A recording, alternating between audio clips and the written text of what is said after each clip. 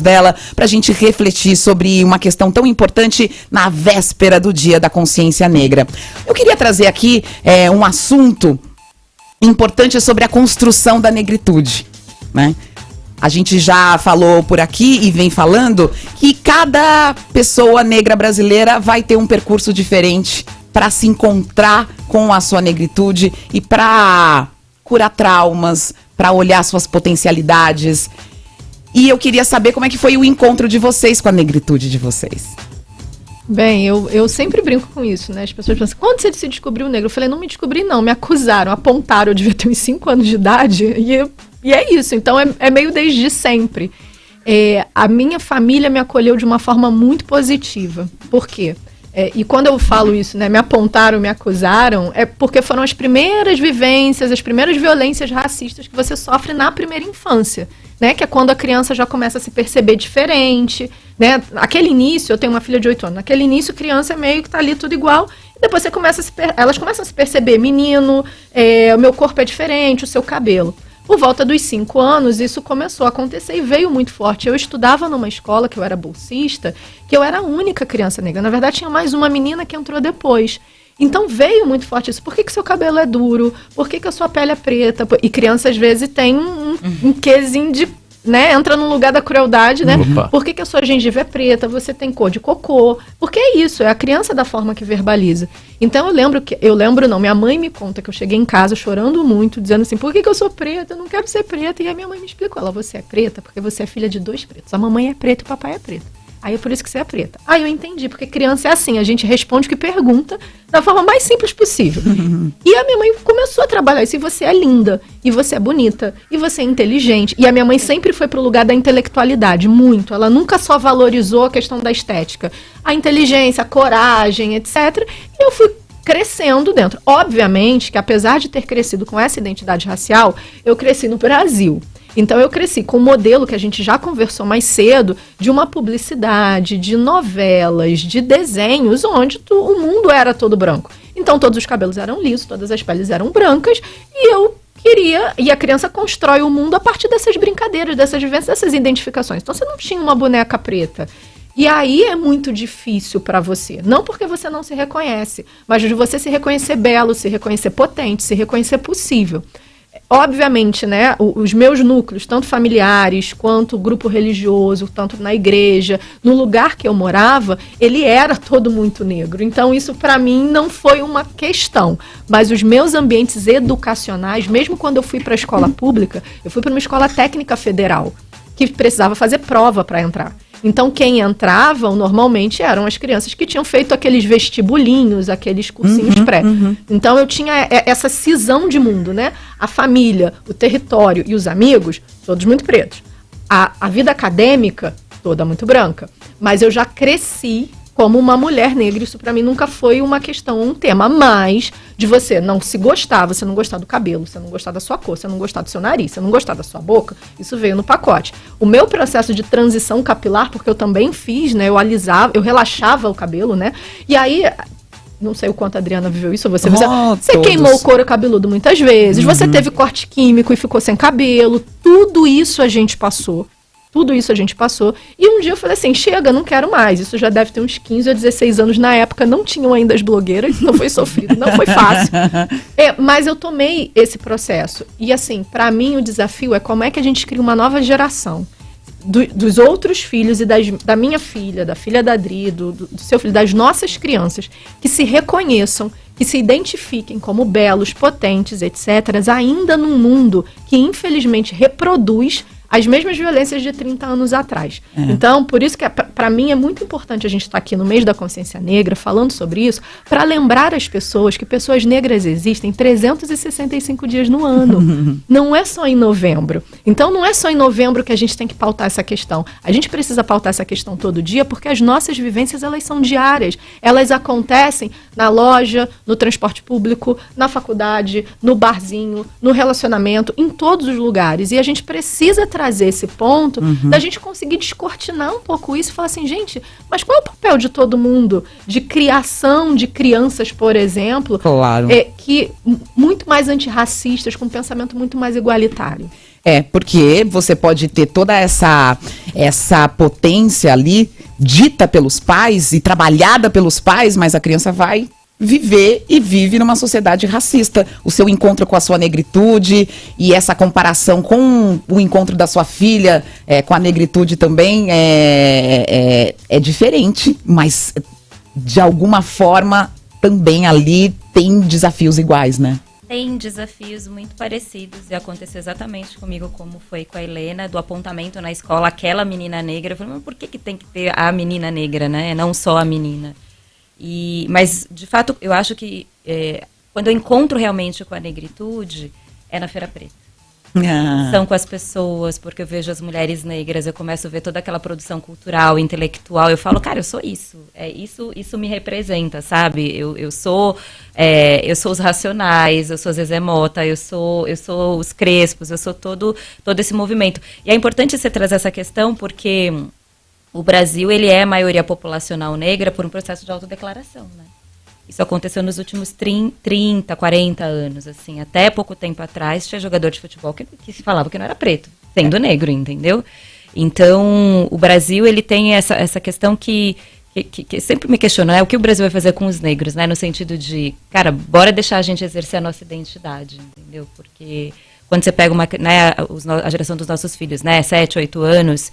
na escola, né? Principalmente quando estão em colégios particulares, isso é uma questão. Sim, né? é importante. Colégios particulares com uma ausência de crianças negras, meu Deus, tu tem que estar ali, ó, do lado, diariamente, orar e vigiar para uma construção de identidade. Você sabe que eu já questionei a escola dos meus filhos, porque eu olho, não tem estudantes negros na escola dos meus filhos.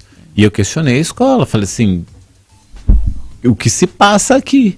E falo para os meus filhos, olhem para os lados e reparem. Se questionem. Reparem, se questionem. Vejam, se incomode, né? Exatamente. E agora, né, você trouxe isso interessante, porque está rolando uma discussão agora nos colégios particulares de qualquer tipo de ação afirmativa que traga essa questão. Porque quando você pensa, né, no caso da Helena, que assumiu um cargo de poder numa grande empresa, tem uma geração que foi formada com um sistema de cotas, há 30 anos atrás, né? Não sei se você entrou pelo sistema de cotas, mas foi formada uma geração que hoje assume, né, essas posições de poder.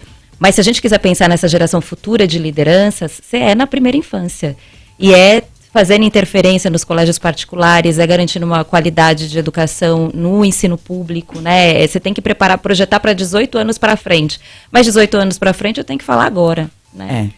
Eu tô pensando aqui, bom, eu também tenho essa história da negritude, de encontrar e de me entender negra a partir de um apontamento na escola, né? A partir de um apontamento do meu cabelo, a partir do apontamento da minha diferença.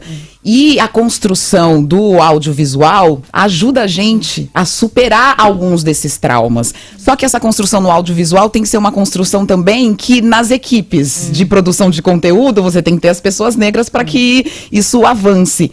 Eu acabei de assistir, não é um exemplo brasileiro, mas que eu me sensibilizei bastante, uma série que está na Netflix que se chama Colin em Preto e Branco, que fala sobre um jogador de futebol americano, né?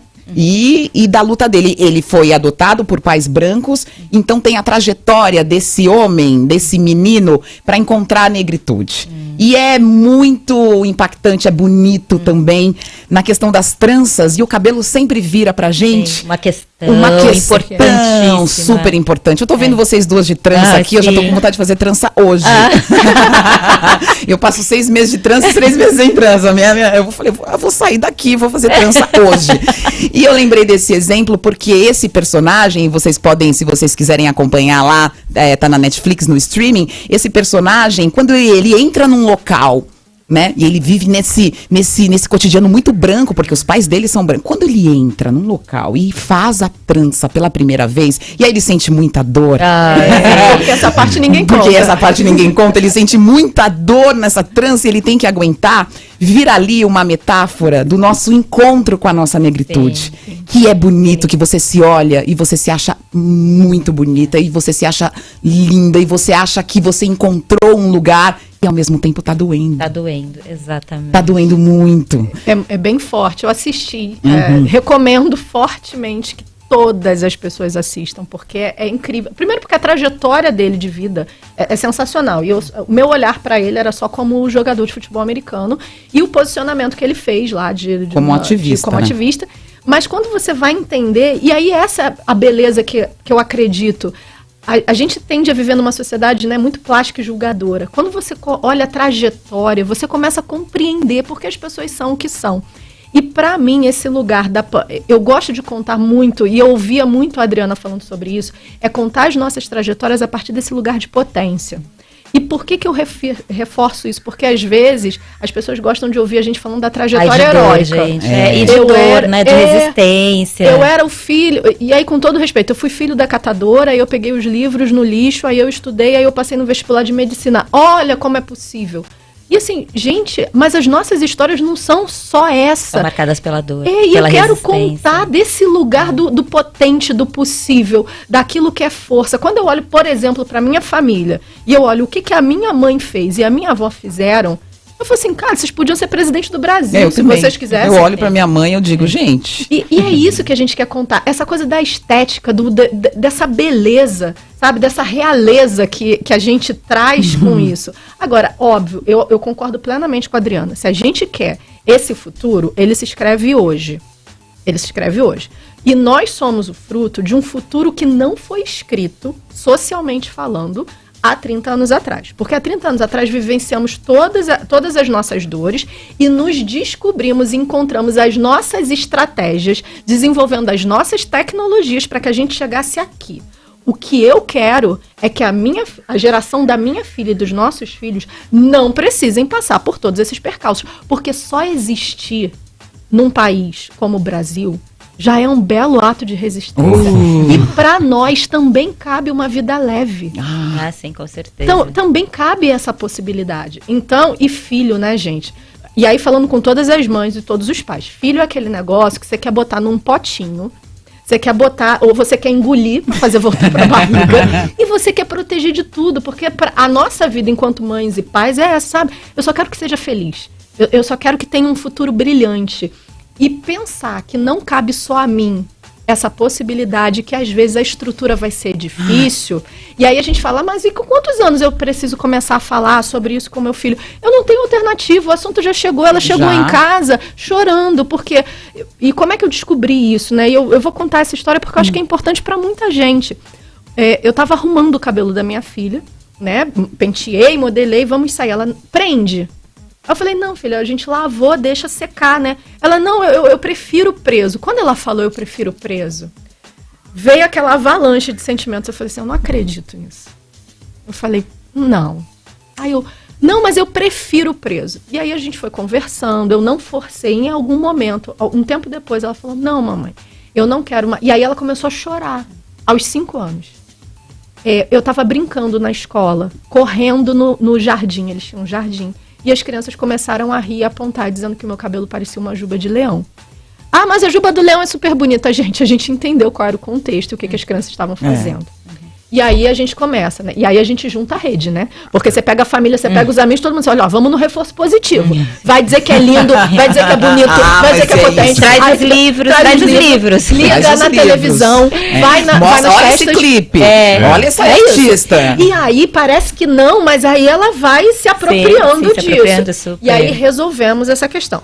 E aí depois ela passou por uma outra questão, porque ela se assumiu nesse lugar muito orgulhosa, falando sobre origem, história do Brasil. E aí alguém falou assim, minha família é da Itália, outra minha família é da Alemanha, outra minha família é do Japão. Ela falou assim, a minha família é da África.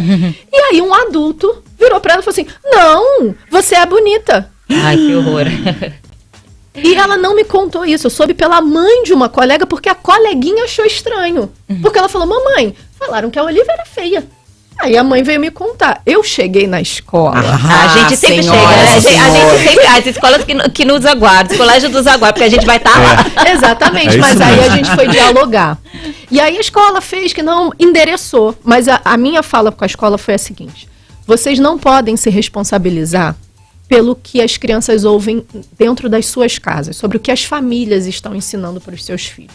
Mas vocês precisam se responsabilizar por esse espaço comum. E é responsabilidade da escola construir ambientes fisicamente e emocionalmente seguros para os nossos filhos, seja pela questão que for. A gente tem esse direito.